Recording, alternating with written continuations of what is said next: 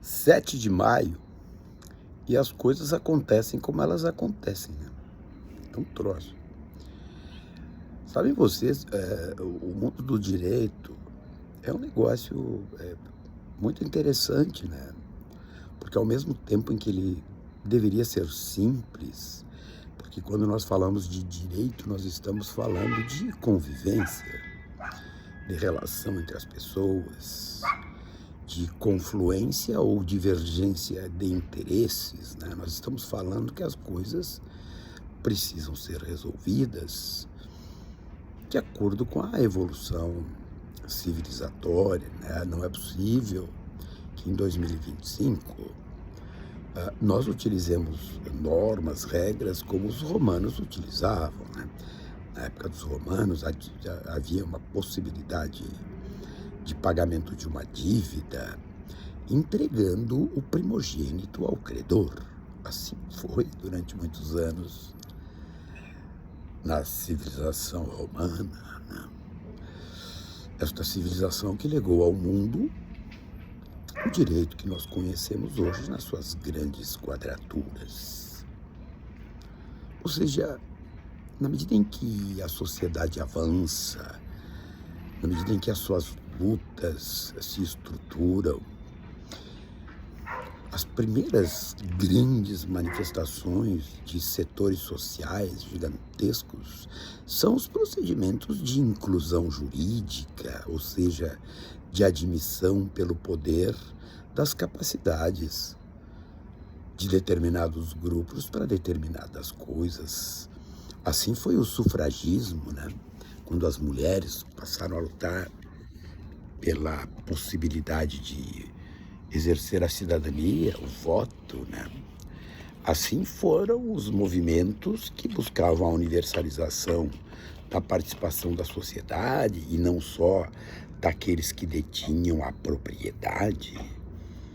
Assim foram os movimentos pelos direitos civis nos Estados Unidos, que reivindicavam aos não brancos as possibilidades de exercício igual da cidadania. Vejam só, coisas de bom senso, coisas de trânsito, né, civilizacional, coisas de construção civilizatória, né? O direito ele tem esta característica. O direito ele orbita em torno do razoável. Infelizmente, aqui pelos idos de 2025, muita gente que tem relevância pública diz cada bobagem, cada asneira, defeca pela boca com uma naturalidade que é chocante, né? Eu não vou nem falar nos postulados civilizatórios, por exemplo, que acompanham o mundo da religião, né? Existem setores, digamos assim, não históricos, nominações não históricas entre os evangélicos que são capazes de pedir para que o Deus cristão abençoe o coração de um judeu, né? Para que Cristo, Filho de Deus, aqueles que os judeus ainda estão esperando, o Messias, né? Porque os judeus não acreditam no Jesus Cristo Messias, né? Então tem lá um judeu, ministro do Supremo Tribunal Federal, o Luiz Fux, que pela boca de Micheque recebe as bênçãos de Cristo, de Jesus.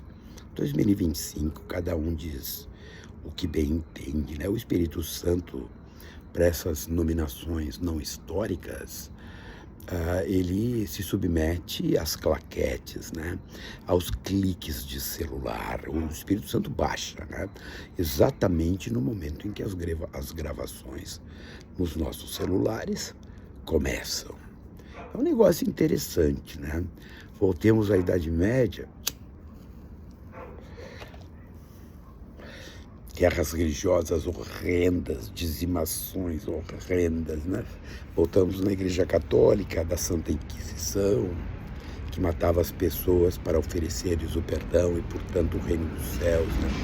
2025, e essas práticas parecem que estão aí correntes, e isso tem efeitos no mundo do direito, que são efeitos avassaladores. A Comissão de Constituição e Justiça da Câmara dos Deputados acaba de aprovar um troço que aspas, suspenderia a ação penal que tramita no Supremo Tribunal Federal. Detalhe, se formos fazer a leitura do texto constitucional, nós vamos verificar o absurdo, porque o direito, ele começa num sentimento que é de razoabilidade, mas ele passa pela razoabilidade e pelo básico da língua portuguesa, no nosso caso. Um exercício interpretativo no mundo do direito, ele exige a leitura, e a leitura daquilo que está escrito, e não do que não está escrito. O direito, ele se elevou a uma qualidade tão gigantesca que ele existe especialmente como uma proteção que nós chamamos de contra-majoritária. Não basta termos a maioria para que as coisas sejam como a maioria quer que sejam. Não.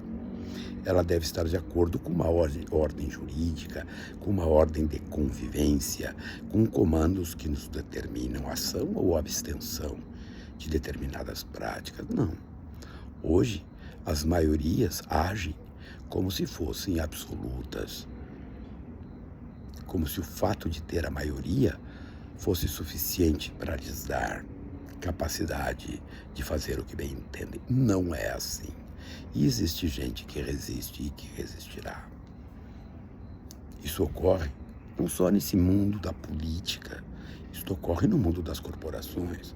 Determinadas corporações adquirem tamanho prestígio que retomam as corporações da Idade Média, as guildas. O que eram as guildas? Os sindicatos de ofício.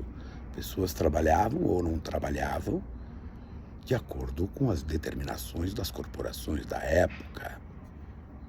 Mas nós não estamos mais na Idade Média. Só que determinadas aristocracias que adquiriram certas respeitabilidades pensam que por terem esta respeitabilidade e, portanto, influência institucional relevante, são capazes de conduzir o mundo para lá ou para cá. Não é assim. Não deveria ser assim. O custo disso para a sociedade inteira é gigantesco. Mas 7 de maio, a vida vai andando.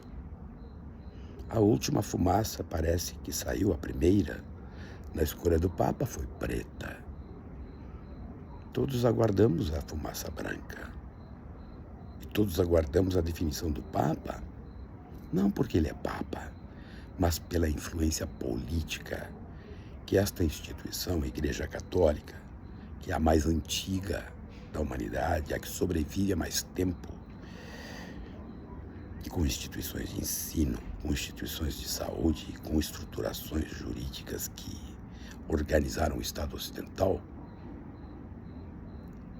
a Igreja Católica, ela influencia geopoliticamente o mundo, porque o Vaticano não é só a sede do poder espiritual, não. O novo Papa também é chefe de Estado, e como chefe de Estado, também influencia nas relações políticas que a civilização produz. Qual é o nosso problema? Qual é o nosso desafio? É simplesmente defender o razoável, o bom senso, o mínimo necessário à convivência. E hoje em dia tem uma palavrinha que expressa tudo isso: democracia. Democracia e democracia, que não sobrevive por si, depende sim da defesa cotidiana. Pensemos, gente, pensemos. Cuidado, na próxima claquete, o Espírito Santo pode descer, olhar para tua cara e dizer: deixa de ser ridículo. As pessoas ainda pensam.